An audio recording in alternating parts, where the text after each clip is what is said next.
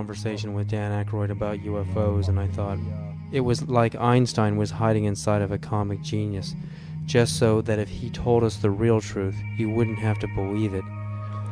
If Einstein had told us UFOs were real, would we have believed him? He never spoke about it. But Dan Aykroyd speaks about UFOs as if he were a full professor on the subject. So Dan, how did you get started in UFOs? What sparked your interest? What was the first thing that you can remember that happened to you that made you, ponder the question? Well, I was born in July 1952, and I guess about maybe when I was 8 years old, I found a magazine, a Life magazine, with a picture of the UFOs from that sighting on the cover, with a big inquiry. What are these UFOs? And so that kind of started it as a kid, and I asked my parents about it, and they actually couldn't tell me what they were because they didn't know. They knew there was some mystery there. Then I saw The Day the Earth Stood Still as a kid, and that was a film that directly related to maybe some of the motives for visitations from other planets, and it certainly seems accurate today if you look at the way mankind in the last 100 years has basically started to turn this planet into a cinder. 3-4 holes in the ozone layer because of industrial production around the world, nuclear testing, wars. I'm just sure, just in theory, if there were another species in the universe monitoring us or near us, they would be very interested in what we're doing to this planet's atmosphere, and to possibly neighboring bodies. So there would be a concern there. And I think that in terms of the extraterrestrial machines that are coming and going, that may be a part of their motivation. We've just had a rash of sightings all over the planet, and we've got Iran and Turkey and Mexico. It seems like we're being invaded by UFOs. Let's talk first just about what's actually happening out there.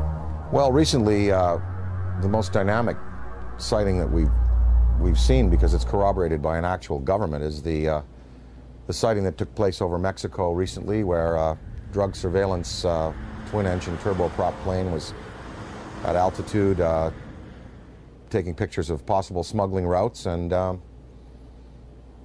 they photographed with their infrared cameras 11 unidentified objects.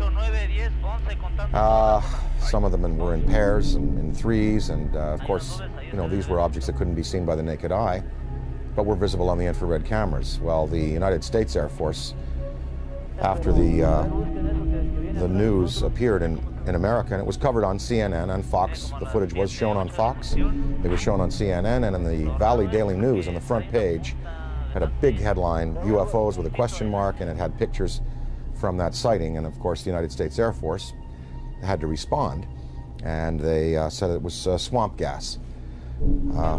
So I don't know whether swamp gas is not visible to the naked eye and visible on infrared, whether it comes in multiple balls, whether swamp gas is capable of doing a complete circuit around an aircraft and then taking off at high speed and right angles into the sky. If it is, then maybe it was swamp gas. But somehow this seems to be a legitimate one, because the Mexican government decided we want to release this to the world. And this follows on the heels of the Belgian general who revealed some F-15 footage years ago of his Air Force planes chasing objects that were exceeding them in speed by twice again what his planes were going at.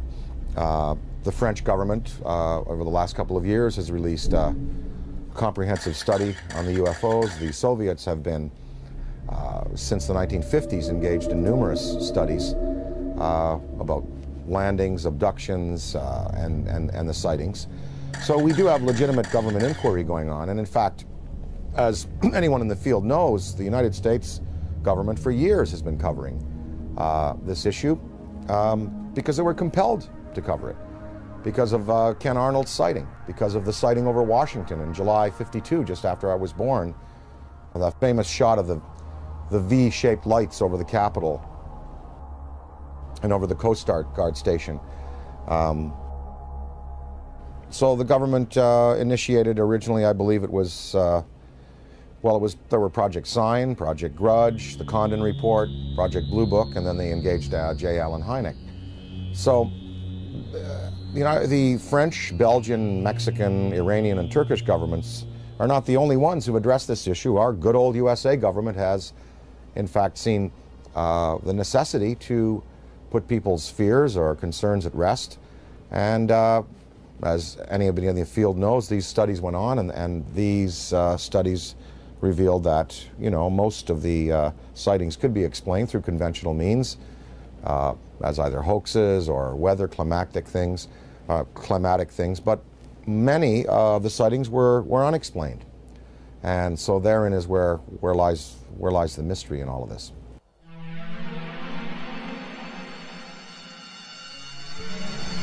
Dan, what do you think is the significance of UFO technology? I mean, obviously, these guys, the extraterrestrials, can come from one star system to another and visit Earth. I mean, recent headlines on CNN are talking about, and BBC, that we're going to run out of oil in 2026. We've got to get on to a better technology. I mean, to be able to go from another star system to Earth, obviously they have the answer. Well, the presence of these obviously intelligently controlled machines tells us that we are dealing with beings who have anywhere from 1,000 to 1 million to 10 million to 1 billion years advancement in technology on us. So you've got to figure that look what happened in the last 100 years. We have the Wright brothers at the turn of the century taking off in basically a fabric and wood aircraft. By 1969, we have lunar expeditions.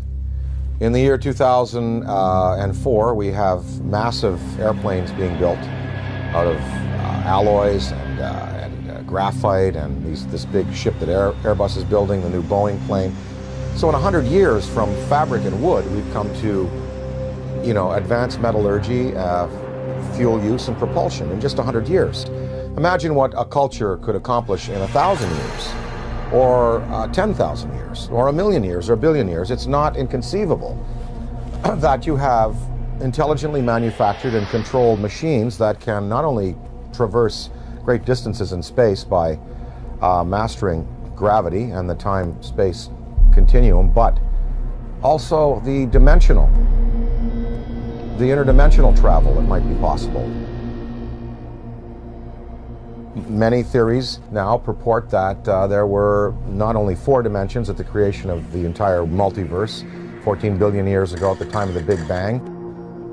There were 11, maybe as many as 21 dimensions. So some of these beings may be coming from an extra-dimensional place. I mean, and what it says is that these technologies have been harnessed, and that it's possible to use other fuels that don't rely just on simple combustion. And there are many theories. I mean, some theories are that the military already knows about these forms of propulsion and lighter than air vehicles or metals that can be vibrated to a certain point where they become light waves, photons. But they're not telling us. They're not going to reveal that, obviously, to us, and we just have to keep the search going. So I think that it's incumbent on us as a race on this planet to begin to find alternatives to the fossil fuels, but we're just not doing it fast enough.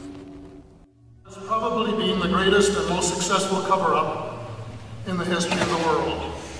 UFOs are as real as the airplanes that fly over your head. That is my unequivocal conclusion. Oh my God.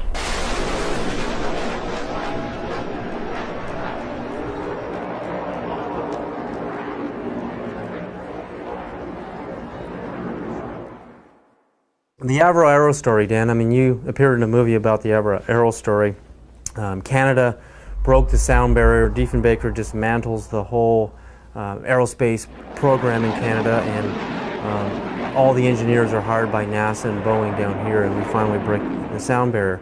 But in Canada today, we have another scientist, Canadian scientist John Hutchison, is using wave induction, using Van de Graaff and Tesla coils and radio on a 75-pound cannonball. We can see this huge cannonball levitating in the air. I mean, Boeing, NASA, Lockheed, all of these defense contractors are going up into his lab in Canada and trying to understand how this thing works, because the next person or the next country that figures out true anti-gravity propulsion systems is going to be king of aerospace on this planet.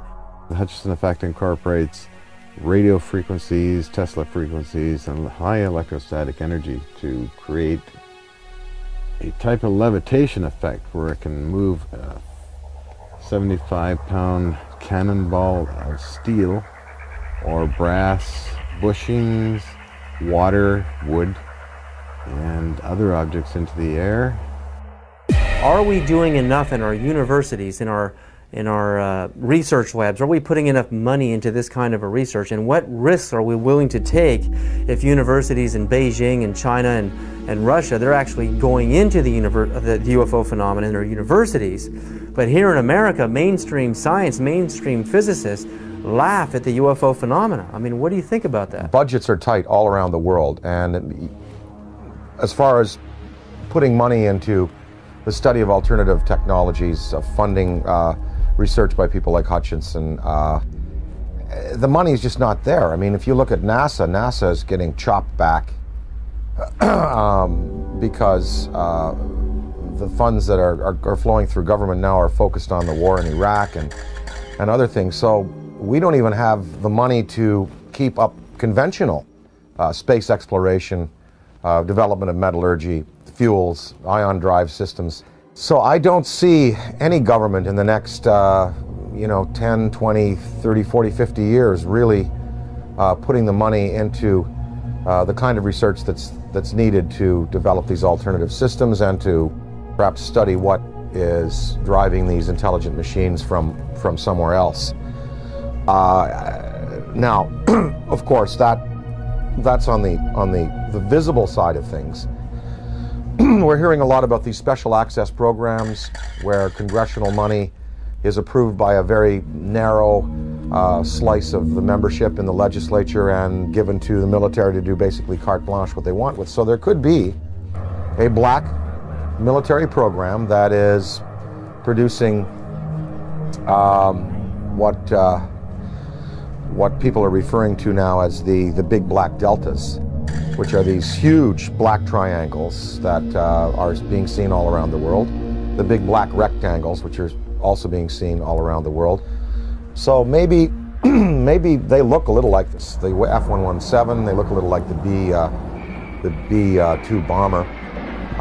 Maybe these are special access programs that have been applied to alternative technology. And that it is time that world governments officially acknowledge. I don't see them revealing, the sources of these programs, nor their applications right now. Okay, I worked in the U.S. space program for 36 years. I was a contractor employee, first working for McDonnell Douglas and then ending up working for Boeing after McDonnell Douglas was purchased by Boeing. I started at the end of the Mercury program and then worked the whole Gemini program.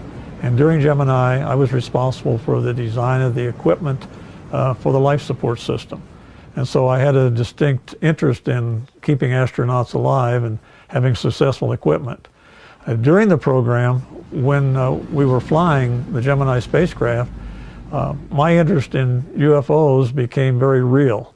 It became real because, first of all, Gemini 2, which was unmanned, it was rumored and talked about among our researchers that 2 UFOs had followed Gemini 2.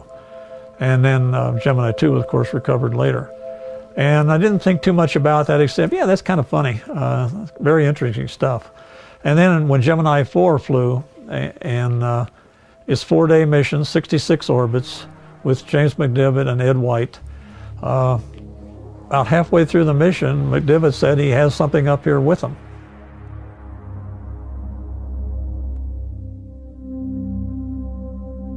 Astronaut Gordon Cooper is an American hero. with a log of over 222 hours of manned spaceflight. He had a long and illustrious career of service to his country. With over 11,000 hours of flight, he was a fighter pilot, U-2 test pilot in the Air Force, and is one of the first men to ever fly in space. He orbited the Earth 22 times in Phase 7, the last of the Mercury missions, on May 15th and 16th of 1963. On August 21st of 1965, he orbited the Earth again on Gemini 5 and remained a backup for Apollo 10.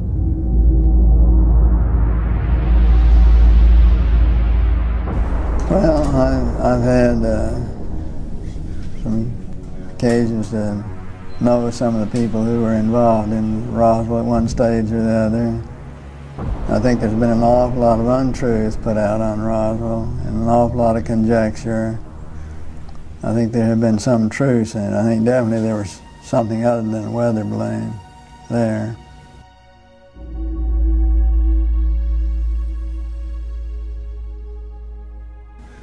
Very likely. I'd like to think they reversed engineered it and did something with it. You know, did some benefit with it, which would be the logical thing to do, but I have no way of knowing whether they did or not. Within hours of the crash at Roswell, U.S. General Nathan Twyman designated the visitors as enemy aliens. It appears from his book that Colonel Corso agreed with that assessment, and that it has remained as official U.S. policy ever since. At that time, however, it was an enemy, quote unquote, about which the U.S. could do nothing, because the visitors were so technologically superior. That led to the recommendation that the discovery be treated with the utmost secrecy, to the point that the crash at Roswell didn't happen and that UFOs don't exist. The rationale was that the ordinary public couldn't cope with the news and might easily panic. Area 51, Dan, I mean, we hear stories from Bob Lazar, we hear stories about alternative space program theories, you know, we're building UFOs and reverse engineering UFO technology since the saucers crashed at Roswell and the plains of St. Augustine, and we have reverse engineered that technology today. That's the theory, and NASA is just a smokescreen program. If we really have true anti-gravity technology today, why aren't we using it in our military? Why isn't it evident in the war in Iraq? Why don't we use it to demonstrate superiority on the planet? And if not, if all of this is just conspiracy theory and we really don't have this technology, again, are we willing to take the risk of losing air superiority on this planet by letting the Russians or the Chinese or some other country, even the Middle East, actually engineer this kind of UFO technology and conquer the world? Are we willing to take that chance? Well, I think, as far as military applications, maybe they are being used already. Maybe we don't know. Maybe they're being used in a surveillance capacity. As far as weapons that could be associated with such vehicles, one would have to think that if the propulsion system is as sophisticated as it would need to be to have these vehicles just hover, stop, noiselessly take off at right angles, do 3 to 5 to 6 to 20,000 miles an hour, one would think that the military application would then take the form of, rather than rockets and projectiles, that probably a particle beam would be used, some kind of a laser, some kind of a disabling beam to disable equipment, to cause disorientation among men and troops. And of course we have seen no evidence of this. I'm not sure that the U.S. military would want to play that card right now, because after all, the war in Iraq really is a conventional war. We have air superiority there already. There is no Iraqi Air Force. There was no Iraqi Air Force. We, in the United States, we have air superiority basically over the rest of the world. I'm sure there's some pretty hotshot MiG pilots in China and Russia. But I think if you put our Air Force up against any Air Force on this planet, we would prevail without the use of advanced technology of the type we're speaking of. So I think that the U.S., if they have these things, they would probably save them for a more drastic confrontation, perhaps a confrontation with beings that have the potential to be superior over us in terms of the applications of aviation today. So maybe these triangles, the big black deltas, the rectangles, are the next wave of the U.S. military's defense against what some might perceive as an extraterrestrial or extra-dimensional threat. Maybe these weapons or these flight systems now are being prepared to confront a race of superior beings that could have designs on the planet that are malevolent. I think it was Lord Hill Norton or one of the British Air Force Defense Ministry staff who was assigned to study UFOs in the 50s. After he retired, he said that in his estimation there were 23 different species of being visiting the planet in numerous types of vessels. We know from the NASA UFO studies that you've done, and I think that theory, there's nothing wrong with that theory that I can see that doesn't point to what you postulate, and that is that there are benevolent beings that are trying to heal the planet. Hence the size of these ships that we're seeing in the STS cameras, and the fact that the ozone has holes in it, the fact that water could be a healing element there. What are these lifesaver-shaped little Dropostone-shaped ships conveying to our planet? Well, we see them coming into the atmosphere, and on the STS tapes and other forms of exposure, they're not releasing personnel, they're not releasing projectiles, and no harm has come to the planet,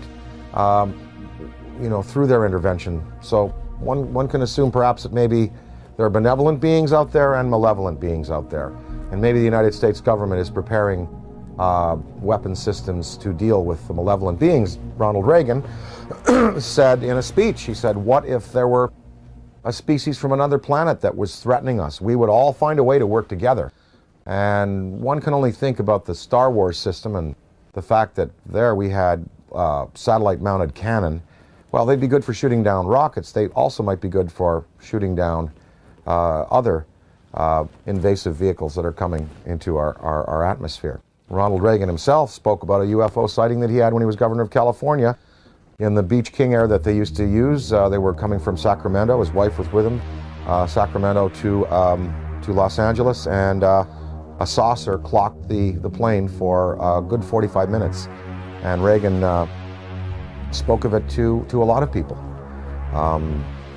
And I think maybe, part of his motivation in getting the Star Wars weapon system up might have been that to prepare ourselves for the day when other beings might come to this planet with designs of, who knows, taking minerals without authorization, taking people. We're probably just going to have to wait to see. I occasionally think how quickly our differences worldwide would vanish if we were facing an alien threat from outside this world. Colonel Corso makes it clear that the Reagan administration's Strategic Defense Initiative, appropriately dubbed Star Wars, was primarily designed for use against the alien intruders. His contemporary successor, the anti-missile defense system, is also being designed with that as one of its principal objectives. It is true that a case can be made for attempting to provide a shield against the Russians and Chinese, although everyone knows that the Russians are not going to embark policy which would result in their total destruction. It is equally true that they, too, are aware of the visitors and know that the perceived threat from the visitors has been a major consideration in the planning of the anti-missile system.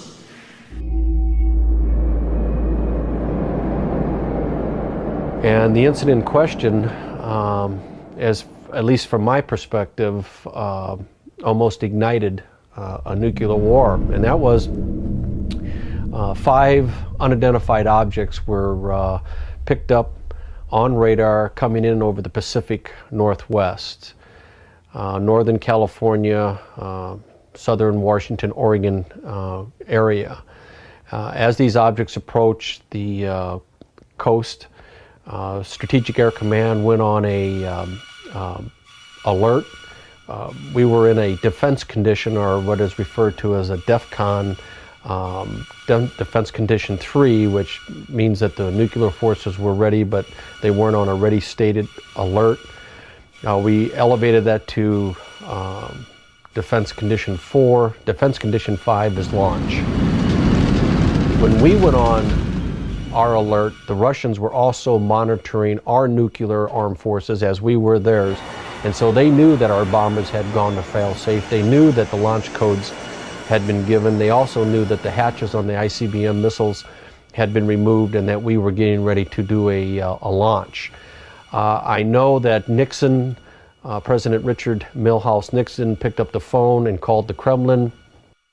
The White House notified the Kremlin that these objects were not, and I repeat, not a preemptive launch by us, that they too, the Russians, had been tracking these objects as they came in over the Bering Sea.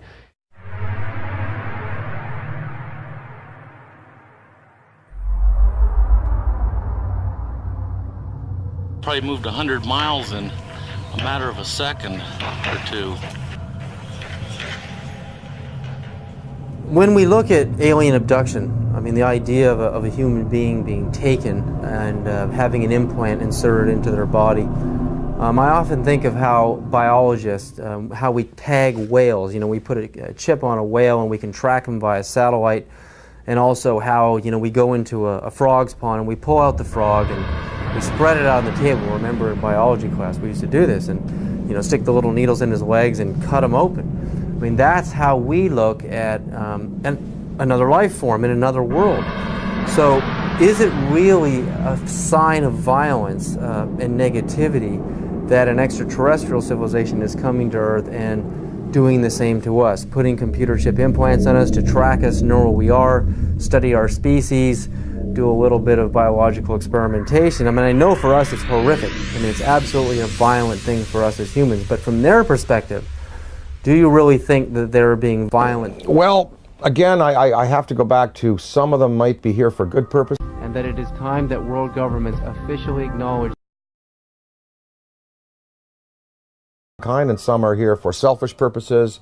Maybe these abductions, even though they're done in a you know, objective but you know, biological way, like we dissect frogs, maybe they're doing it, you know, just for fun and for sport. I mean, I don't know. I think probably that that the fear could be justified in some senses. Anne Druffel has written this book about how to prevent being abducted. And we really think, even if benevolent species coming to this planet and taking a man and a woman and taking ova out of a woman and sperm out of a man, that's tremendously invasive and very traumatic for the human beings. So even if the motives are good, you know, these actions are as violent as anyone we're capable of on the planet. I think that a certain amount of fear is justified. If you look at Day the Earth Stood Still, you know, the first thing that happens is the army is assembled and, you know, guns are shot at these beings and at the ship.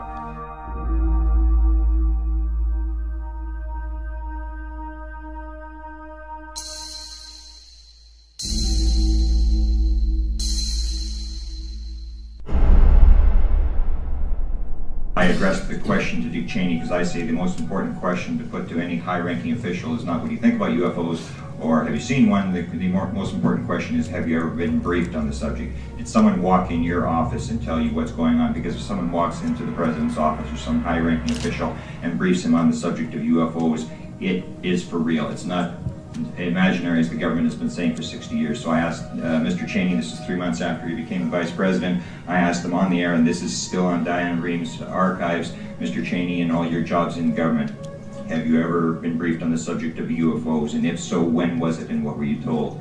And Mr. Cheney said, if I had been briefed on that subject, it probably would have been classified and I wouldn't be talking about it. January 22nd, 1997, I noticed 3 amber orbs now at a distance far west on the horizon. And I'm thinking, wait a minute, even though they're in a line formation, they were amber, they were in a formation, they were hovering for minutes. And as I'm pointing like this, they reappear in the same spot. And I thought, I have to get a picture of this. And I ran upstairs, I grabbed my 35mm, get out onto the balcony. As I'm ready to shoot the 3 bottom orbs, suddenly 6 amber orbs in a row, totally equidistant from each other, massive span across, pop up. On March 13, 1997, over 10,000 Arizona residents witnessed the single most spectacular UFO sighting in the 20th century. Headlines surged the nation, and Arizona residents demanded answers from military and state officials. A mile-wide UFO was seen from as far north as Flagstaff, Arizona, and then the giant triangular UFO hovered above the great city of Phoenix, Arizona, where Dr. Lynn Ketai shot this amazing videotape.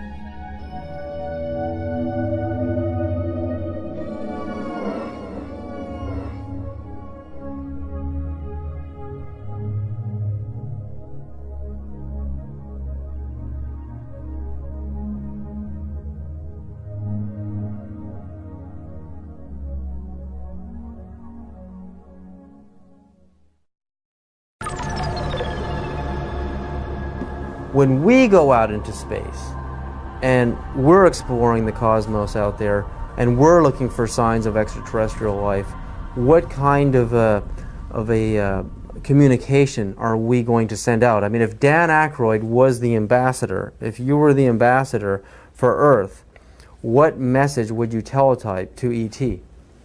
If I were to speak for mankind to these beings that were coming here, I guess what I would say is, let's go to some neutral place. Let's have a meeting with scientists from all around the world leaders. Let's sit down and basically have a sort of a forum with you, the extraterrestrial or extra-dimensional beings. Let's sit down and kind of get to know each other. And, human instinct is pretty good, and I think it would almost like be a sort of a G8 style kind of summit with world leaders, scientific leaders, and these beings, and you'd sit down with them, and after about a week or even a couple of days or maybe a few hours, you would really sort of get a sense of what they're up to. But of course, childhood's end, Arthur C. Clarke's great story. It looked like these beings were benevolent, even though they had a malevolent appearance, and in the end we find out that they meant no good for our planet. So I think it's important that some branches of the military and police be briefed on these in a very real sense, and be told, they are real, people are being abducted, there is mind control in play here, and that we do have to be vigilant. Now, if we knew that there was a purely benevolent race, like if something happened in Iraq where all of the electronics went out in the American military and all of the insurgents' rifles jammed, or we saw all of the polluted waters in North Carolina from the pig farming completely healed overnight, and different signs like this, then we would know we're dealing with a benevolent species, and then we could really be open and welcome. But then again, we would have to be cautious, because beings with that much power could give the impression that they're here to help when really they're not. So the verdict is out on all this. We just don't know which ones are benevolent, which ones are malevolent, and the degree to which they're going to continue interacting with our planet.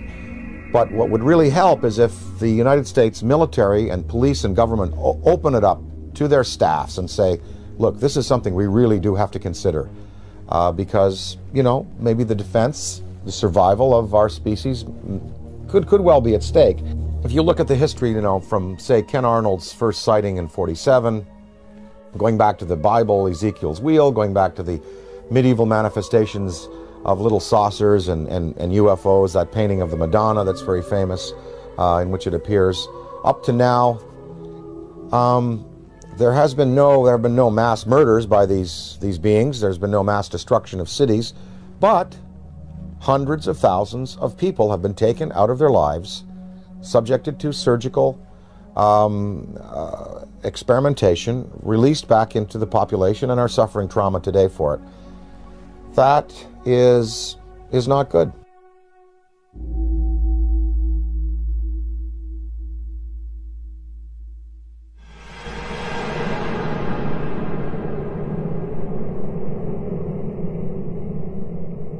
The idea, I mean, like in the movie Close Encounters of the Third Kind, the meeting on the dark side of the moon in Devil's Tower, Wyoming, I mean, it seems like the logical thing to do. I mean, we have a communication, a teletype message, we have a place, a location, and a time, and we isolate it from the public until we know it's safe. I mean, we check each other out. I mean, this seems like the most logical thing to do, you know, even rather than meeting on the White House lawn. I mean, this is the way we would like it to happen. But that doesn't seem to be the way it's really happening. I mean, these extraterrestrials don't seem to be so interested in doing things politically the way we do things on Earth. They're picking certain individuals to contact. They are zeroing in on those individuals. But now, I mean, there are so many sightings going on all over the planet. I mean, it's just amazing. I mean, Iran, Turkey, Mexico, Venice, California, Sonora, California, Texas, Death Valley. I mean, the reports are coming in every other day now. It seems like we're heading towards an omega point. I mean, what is about to happen? I mean, is this all just a coincidence that more and more people have video cameras, or do you really think, you know, there's a major unprecedented communication that is about to happen between our extraterrestrial visitors and humanity? Or again, is it the video camera question? More camcorders? There are definitely more video cameras out there, and definitely more sightings, and definitely more credible witnesses. You know, the biggest thing in ufology in the 60s was Herb Shermer, the Nebraska Highway Patrolman, who was at the Ashland Oil tank farm out there in Nebraska, and he writes in his diary, you know, saw flying saucer, and then under hypnosis, turned out that he was taken aboard and informed of their intentions. Barney and Betty Hill.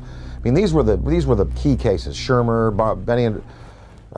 Barney and Betty Hill, the Pascagoula incident, Travis Walton. Now there are hundreds of cases like this, and I think that because it's in the consciousness, because we have, you know, a poll saying basically half of the world believes and half doesn't. We're reaching a point where, as Stephen Bassett talks about his time clock, it's like the nuclear time clock that we had in the 50s before we blew the world, you know, before we blew the world up. The theory that once the hands got to midnight, that's when all the nuclear weapons in the world would be discharged. Well, we've stopped that nuclear clock, thankfully. But as far as the UFO clock, he says we're 1 minute to midnight now. Meaning that in a minute to midnight, something really spectacular is going to happen. Now, whether that's a mass appearance, whether that is, you know, it come over to the Yankee Stadium during a game, I think possibly the next, maybe even in the next 5 years, we're going to have occasions like the one I experienced in upstate New York in the mid-'80s when I woke up in the middle of the night and I said to my wife, they're calling me, I want to go outside, they want me to come outside and see. She said, who? Something outside wants me to come out and say, oh, just go back to bed. I went back to bed, but in the next day in the media, in newspapers, in radio, all over upstate New York and Ontario and Quebec and Vermont, People spoke about this urge they had to go out of their houses at 3 in the morning and look up into the sky. And 12,000 people shared this urge. And they went out, and it was a big, big news story.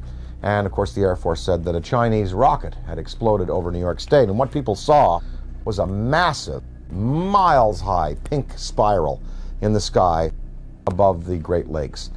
In Hull, Quebec, Canada, a few years afterwards, there was a story of several hundred people, almost 1,000 people, in this community, Gatineau, north of Hull, Quebec, Canada, in the Quebec province, sharing this urge to come outside and look up into the sky, and they also saw an apparition. So there are going to be more of these mass sightings. And you know, the day that 1 million people in Idaho at a rock concert or something see it, that is when you're going to really get the conventional military and police sitting down to say, well, it's time to throw the Brookings Institution report out and lay it open to the people and let the people decide, you know, what must be done in conference with our state leaders.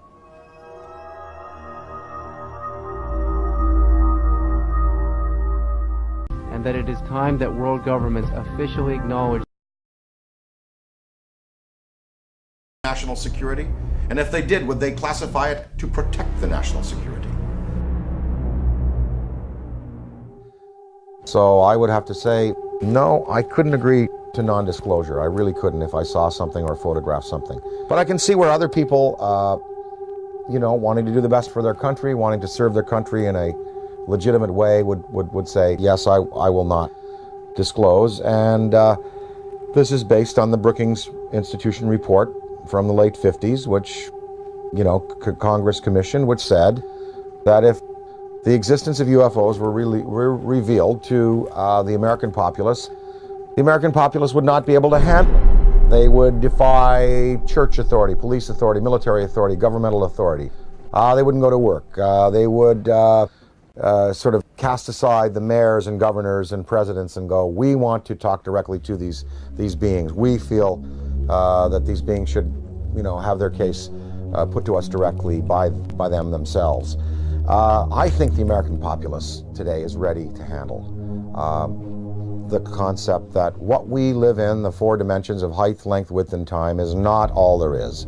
There are more dimensional realities. There are advanced beings with machines that can skip from dimension to dimension, from galaxy to galaxy, using the Einstein-Rosen bridges, the wormholes. I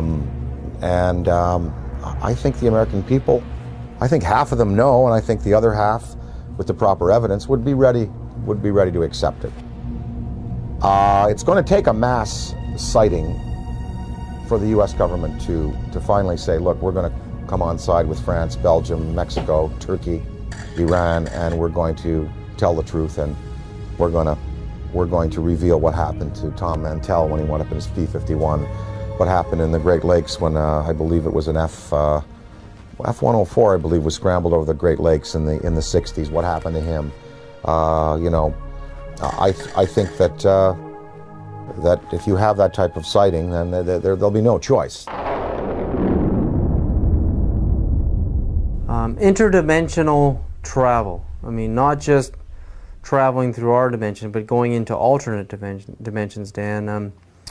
Would you, and if you could, a spaceship arrives in your yard, and you know you've got the barbecue out, and there's the steak on the grill, and they want you right now to come with them and go into another dimension, and to move forward and backwards on the timeline, to go forward in time and backward in time. If you could move forward and backward in time, are there any events in human history that you would interfere with, that you would change to alter the destiny and the course of humanity? Well, I wouldn't want to go back in time and change anything, because that would be a tampering that I wouldn't serve mankind well. Although there are many horrors, of course. Wouldn't you have loved to have caught Hitler as a 15-year-old and have him drown in a river? You know, because then we could have solved the Holocaust problem, and then World War II may not have, well, look, there were 2 guys. There was Otto Dinkel. You ever heard of him? Well, he was an orator hired by the German army, just like Hitler was, to speak If Hitler died, maybe Otto Dinkel would have been the guy that would have gone on with this rabid anti-Semitism and wiped out 9 million people.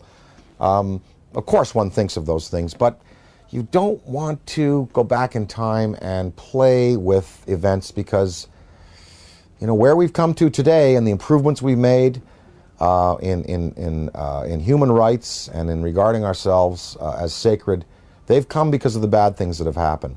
Now, if I went into the future, I would want to see where this planet is 300 years from now. Did we make it? Did we make it? That's what I would like to know.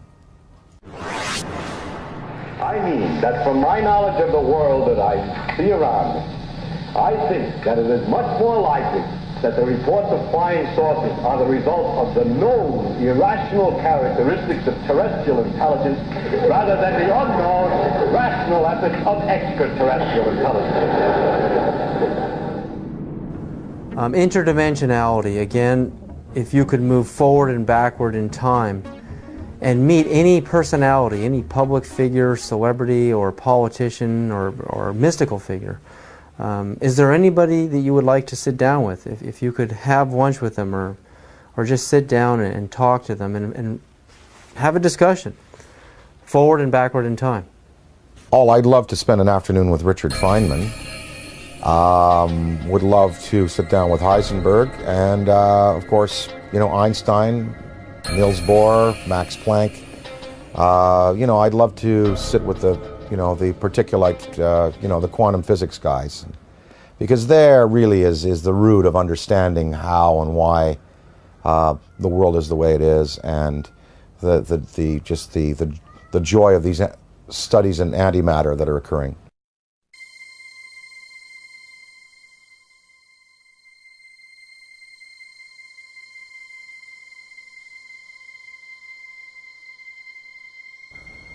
Everyone you picked is a physicist, a scientist, and I often think about how spirituality and science are merging, how they're kind of coming together. I mean, what ancient civilizations thought of a universe was really the Earth and the Sun and a few planets.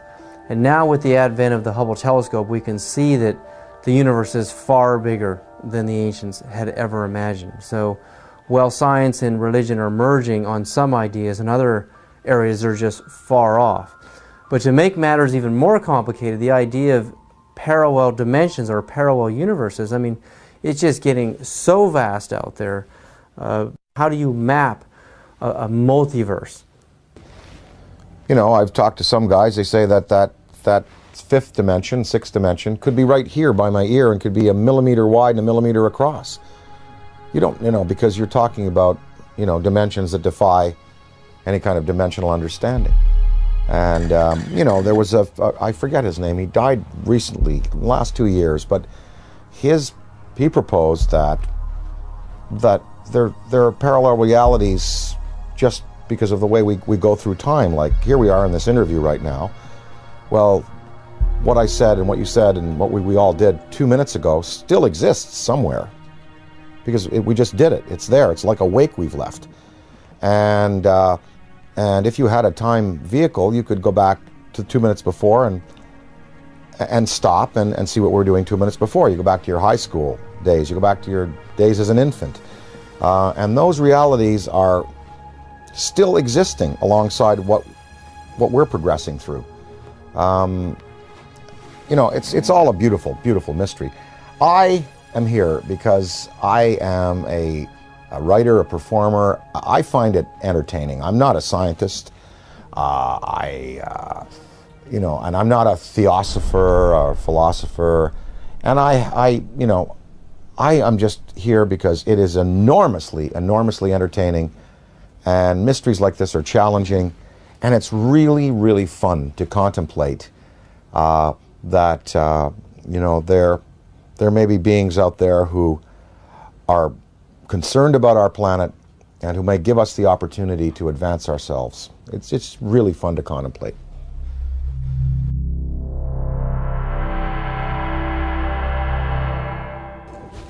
All the physics that we know on this planet, quantum physics and conventional physics and metallurgy and all of it. It can really encompass a theory of how these ships move. I mean, you've done it yourself, David, proposing, that if you can convert, a mass to a state of, of photonic energy, then there is no mass anymore, and you're looking at pure light. You're looking at anti-gravity. You're looking at something that can be, harnessed in waves. Well, what is the fuel? Well, people, Bob Lazar talked about, this element 115 that was put into these generators to boil mercury and to be used as gravity tractors. Maybe that's it. I don't know. I mean, they must be using a fuel that's unavailable to us. Does it give off radioactive waste? What is the cost to them? For instance, the Venice UFO that you recently showed me, and I covet that tape. That's amazing. Because you see the metallic quality of the object, you see the force field around it, you see it spinning. It was May 2nd, 2004, approximately 11:30 a.m.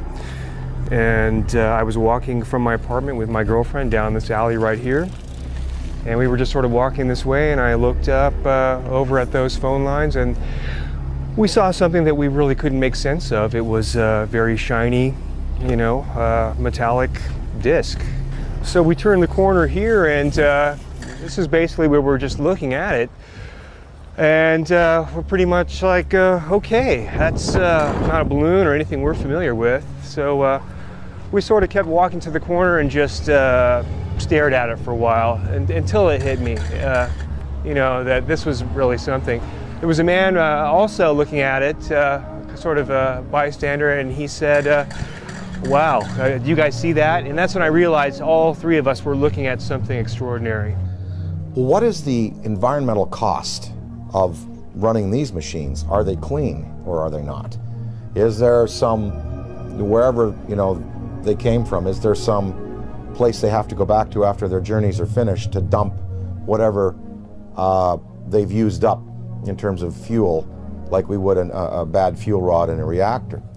That is a question I'd like to know. I'd like to ask are you a clean burning vessel, or is there some cost that you pay like we paid for atomic energy? When we consider that it may be possible to take mass and reduce it down to zero, make it as light as a photon, we can start to approach this whole light speed phenomena from a whole new direction. I mean, we're going to be able to do this. This is the only logical answer. There are no fissile nuclear materials in the universe as we know it to produce the kind of energies in a steady stream that you need to get mass up to that speed. There are no fissile nuclear fuels that can produce 1 trillion electron volts all day long.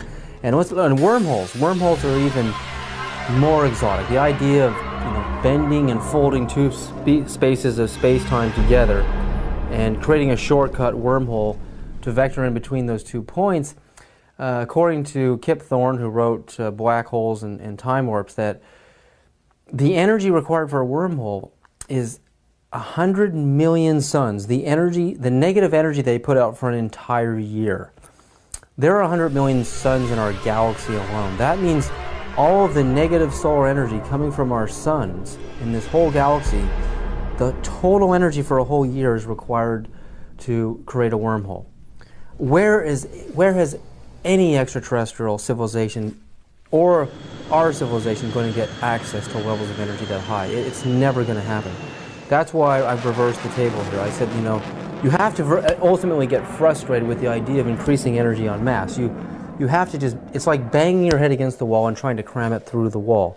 You will never be able to do it this way. So the new way, as I propose, is to make this all possible. And when you consider UFOs coming in, stopping on a dime, and then accelerating and turning out into space, any Air Force pilot can tell you that stopping on a dime, the G-forces are going to throw you right through the walls. Yeah, you'll be crushed. And then sudden acceleration is going to do the same thing. It's going to destroy the body of the pilot. So this new approach and this new idea, I mean, this is just the inception, it's just the beginning, but I think this is really the only avenue that we can look down right now, and the only way we can see solving this problem.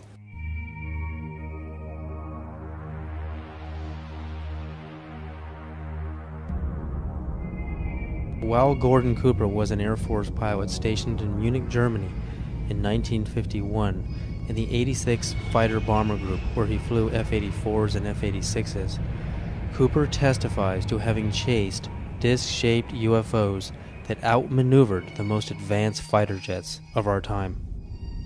We were flying in Germany, and we were flying F-86s.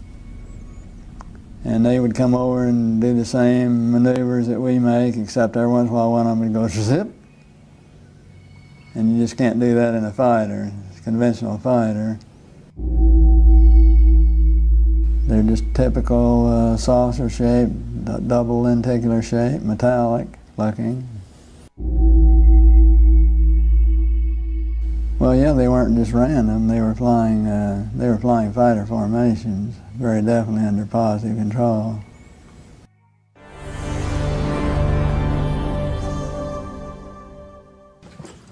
I'm here to announce that the second annual Exopolitics Expo, X-Conference 2005, was concluded on Sunday, April 24th. This event was produced by Paradigm Research Group. 26 speakers and panels. And that it is time that world governments officially acknowledge. It was a unique event which focuses on the political, governmental, and social implications of extraterrestrial-related phenomena. It is produced by PRG as part of the emerging activist movement seeking to end a government-imposed truth embargo regarding extraterrestrial-related phenomena.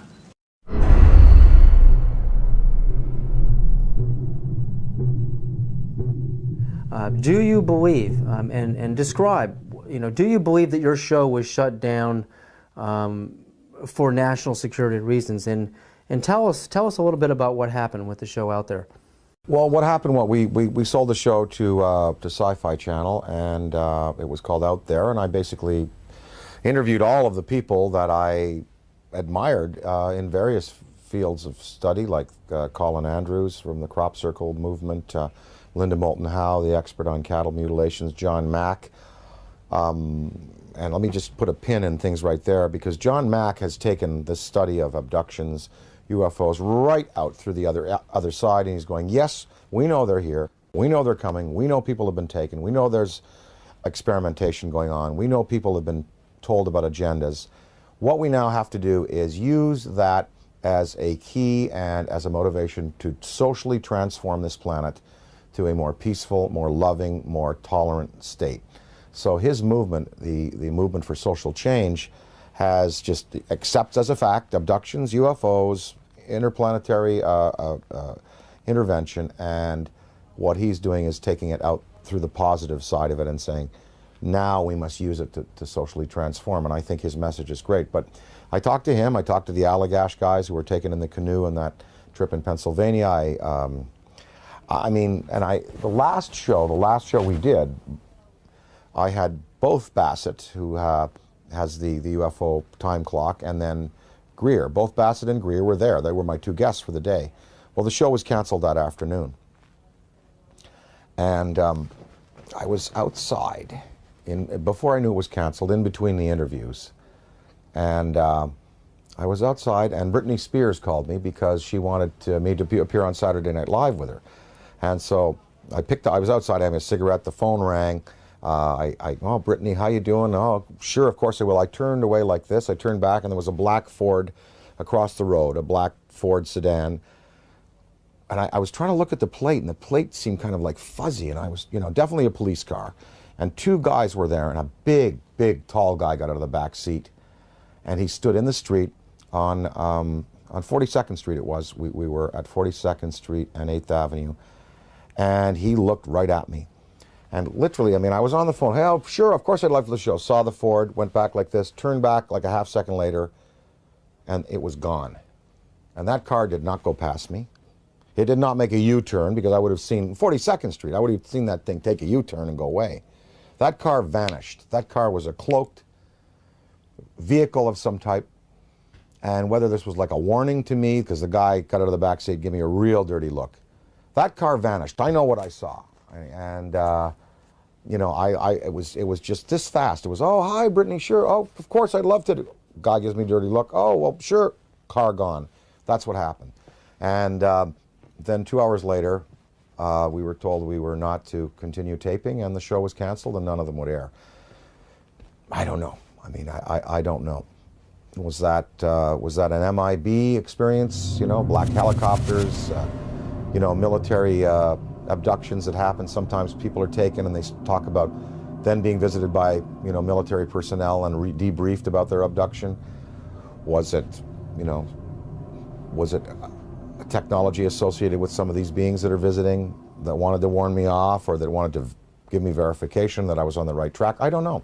But I do know I did turn back a second later, and you know, it takes so long for an automobile accelerating from 0 to 40 miles an hour to reach the corner of 8th Avenue and 42nd Street going past me, and then pulling a U-turn and going out towards Times Square. I would have seen that car.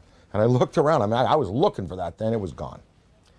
So, I don't know. The tapes exist. I have them. We're going to try to repackage them. We might put them out on DVD.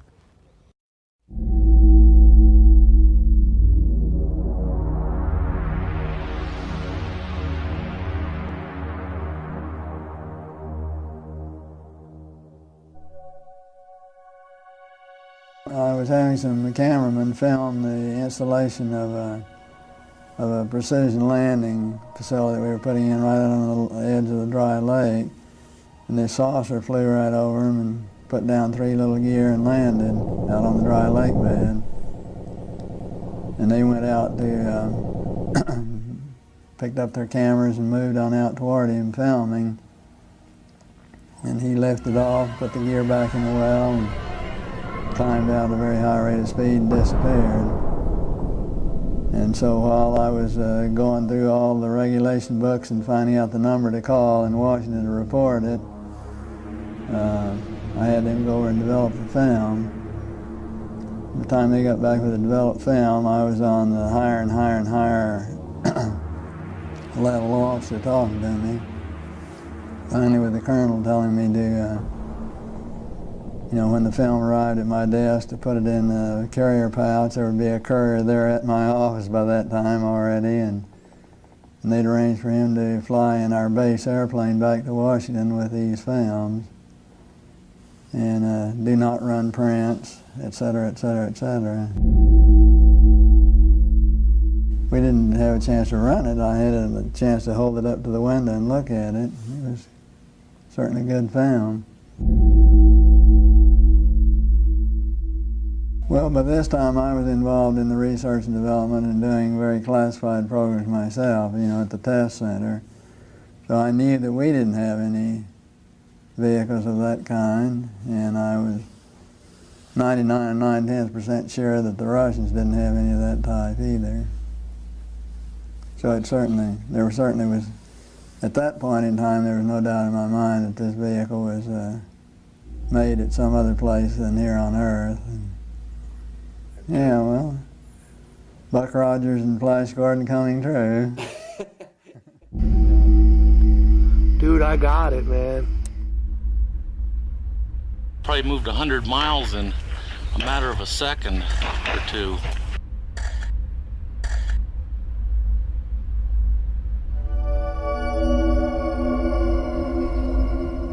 In July of 2002, right here in the Washington, D.C. area, there was yet again a airspace jet chase by 2 F-16 jet interceptors, which were chasing a bluish object right outside D.C. In fact, we have one of the key eyewitnesses here in this room today. This received some play in the Washington Post and a little bit of mainstream media, then of course fell into the black hole of the media, never to be discussed again. What were these objects that were able to outperform F-16 interceptors in a post-9/11 America? What is going on? And what are the consequences, or the potential consequences, in the event that we should shoot down a few of them? A related question that I have been asking myself is, to what extent are they really an enemy? What crimes have they committed against humanity? They have certainly upset the military by flying over their most secret installations, by shadowing their planes, and by buzzing their astronauts. The Army shot 1,430 rounds of anti-aircraft fire at the UFO between 3:12 and 4:15 a.m. Army Chief of Staff General George C. Marshall wrote a top-secret memo to President Franklin D. Roosevelt that the U.S. Navy recovered an unidentified craft off the coast of California. The retrieved craft was in fact not earthly and in all probability of interplanetary origin. I mean, to me, what this is all about is not just, looking up in the sky and saying, wow, there's another UFO, yet another sighting. I mean, it's about exploring the phenomena. We have to get past denial. I mean, everyone is stuck at denial. I mean, mainstream science says the phenomena is not happening, and they don't take it seriously, and they try to sweep with them half the world. But over 50% of the American population, according to polls, believe in the UFO phenomena, and the government just buries it. Well, there's some media that are guilty of trying to suppress, and there are some media that are just throwing the story out there. Now, this Mexican sighting, we had coverage on Fox, we had coverage on CNN, and in the Daily News in the Valley here, we had a front page article, with the pictures and UFO, big question mark, and I mean, they were treating it. I think increasingly now, the media has to take into account that this is a reality. And I think, again, to go along with the theory and the feeling that John Mack has, we let's get past the debate whether they're here or not. Let's start to analyze who they are, how many of them are there, what kind of systems they're using, what their intentions are to us here on their planet, and can we utilize this knowledge to better ourselves as a species.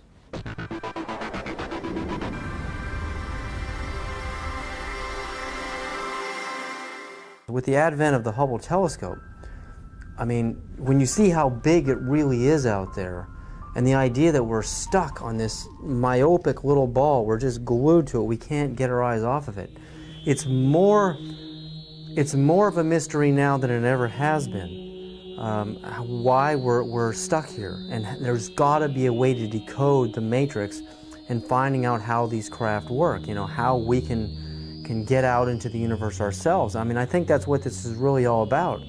It's not about trying to prove it whether it's right or wrong. It's like when the first time man saw a bird fly. Well, the last UFO symposium conducted by MUFON, they sent me the book of the speakers. There were many, many scientific people in there, many astrophysicists, celestial mechanics experts, metallurgists, people who've been consulted on these cases over the years. No, I mean, when you have John Callahan, an ex-FAA supervisor, saying, yep, they're real. When you have John Schuessler, who was a Boeing engineer, now running MUFON, and saying, yep, they're real. When you have pilots and personnel in the police and military coming forward in the Rockefeller Report and in the Disclosure Report saying they're real. When you have a Belgian general on television showing you a tape from a fighter which is filming an object escaping at high speed, when you have this Mexican case, I think we can pretty well put it to bed and say, yep, they're here, they're doing things to us, with us, interacting with us. Whether we've had, official military contact, again, that goes into the black box area, but there should be no debate anymore. UFOs exist. They are intelligently manufactured and guided technology from somewhere else, not this planet.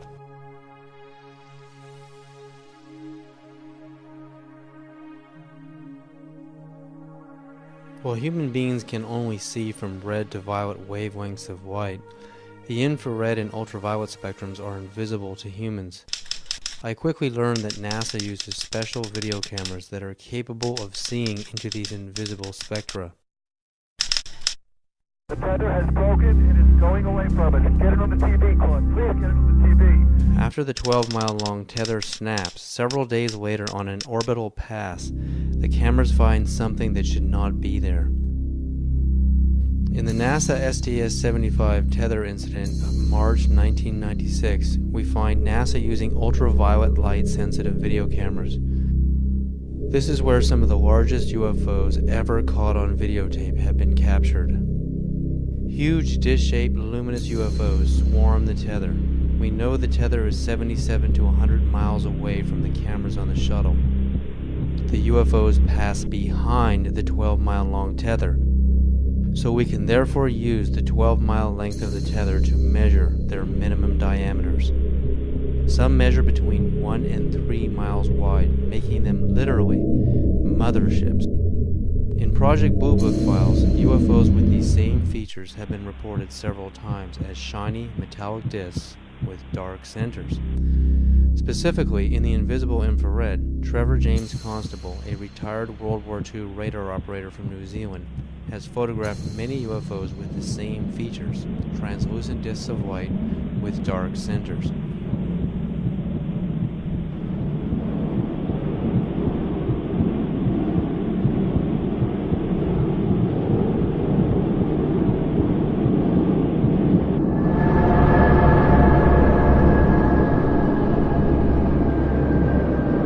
And that it is time that world governments officially acknowledge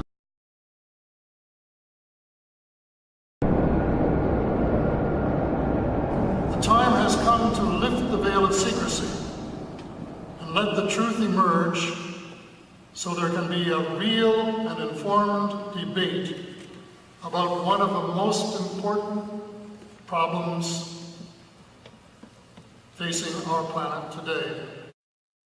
So how do people respond to Dan Aykroyd when he talks to them on a personal level about UFOs? You know what? It's interesting. When I talk to people, well, first of all, people ask me about it. They come to me and they say, oh, well, you know, we saw an interview, we heard an interview, they heard the thing on Art Bell that we did. They come to me and ask me about it. So it's not like I have to go out there and crusade and say, hey, did you hear about the latest Mexican case? They've seen CNN, they've seen Fox, they've seen the Daily News.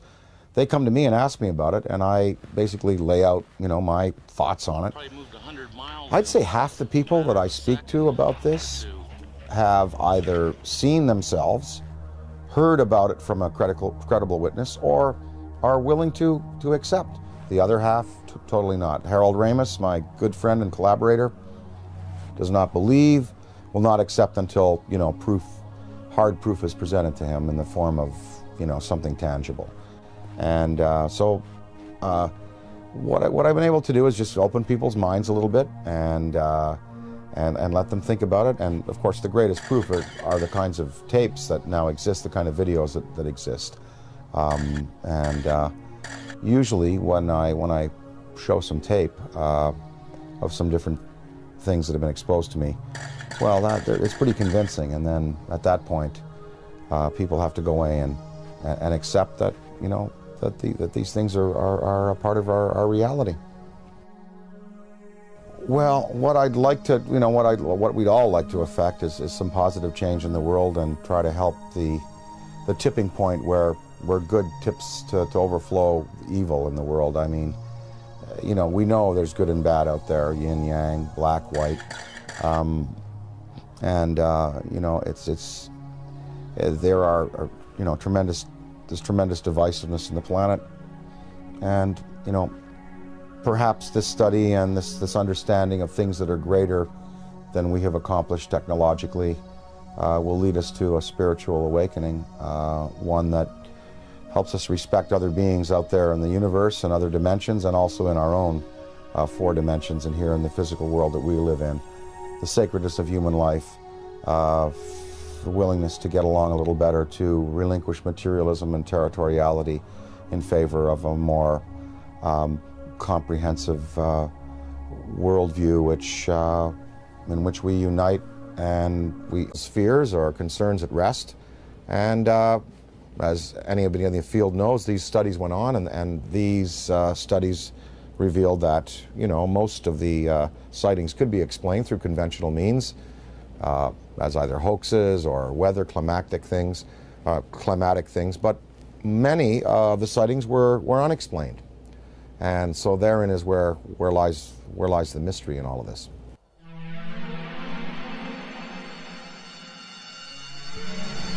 Dan, what do you think is the significance of UFO technology? I mean, obviously, these guys, extraterrestrials, can come from one star system to another and visit Earth. I mean, recent headlines on CNN are talking about, and BBC, that we're going to run out of oil in 2026. We've got to get on to a better technology.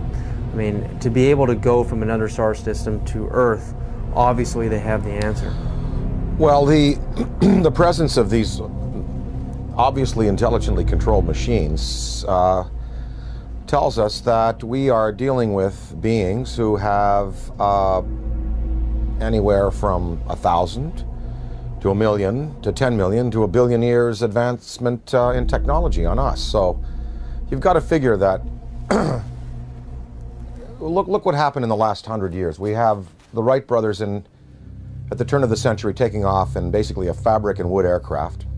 By 1969, we have lunar expeditions.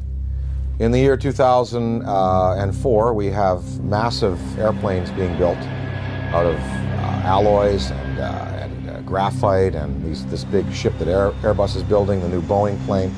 So in 100 years, from fabric and wood, we've come to, advanced metallurgy, fuel use, and propulsion in just 100 years. Imagine what a culture could accomplish in 1,000 years, or 10,000 years, or 1 million years, or 1 billion years. It's not inconceivable that you have intelligently manufactured and controlled machines that can not only traverse great distances in space by mastering gravity and the time-space continuum, but also the interdimensional travel that might be possible. Many theories now purport that there were not only 4 dimensions at the creation of the entire multiverse 14 billion years ago at the time of the Big Bang. There were 11, maybe as many as 21 dimensions. So some of these beings may be coming from an extra-dimensional place. I mean, and what it says is that these technologies have been harnessed, and that it's possible to use other fuels that don't rely just on simple combustion. And there are many theories. I mean, some theories are that the military already knows about these forms of propulsion and lighter than air vehicles, or metals that can be vibrated to a certain point where they become light waves, photons.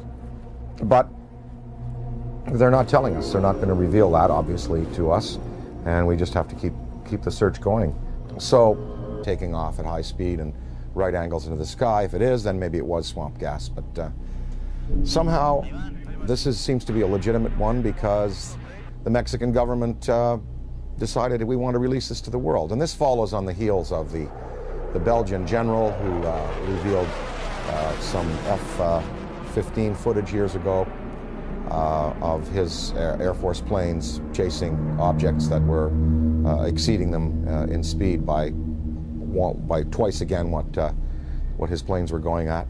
The French government over the last couple of years has released a comprehensive study on the UFOs. The Soviets have been, since the 1950s, engaged in numerous studies about landings, abductions, and the sightings.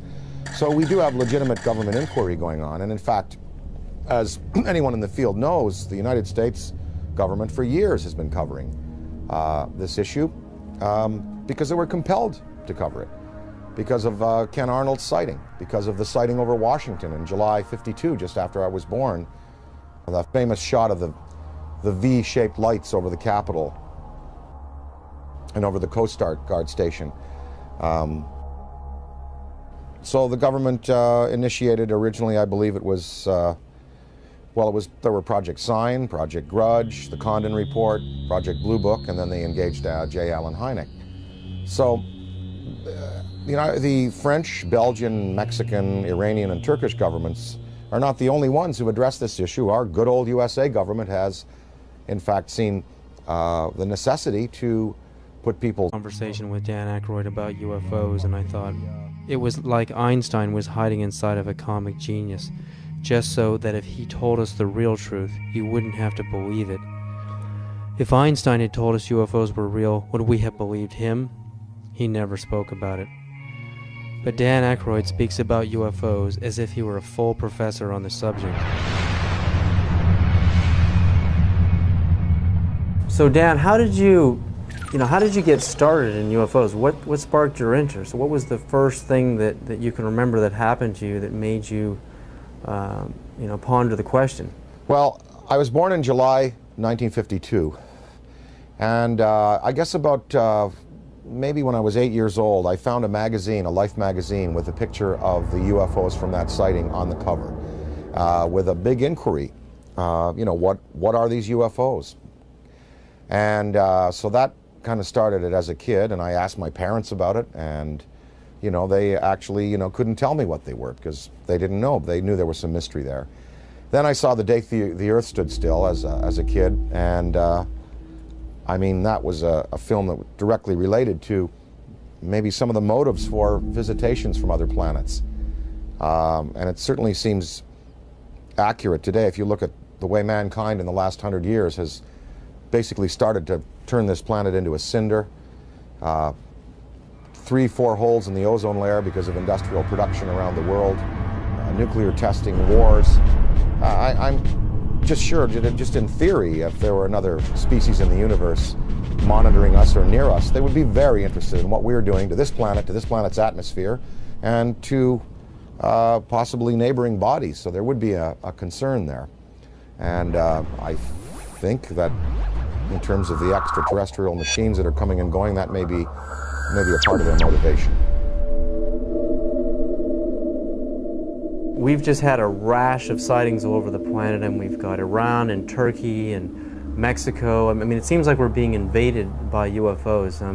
Let's talk first just about what's actually happening out there.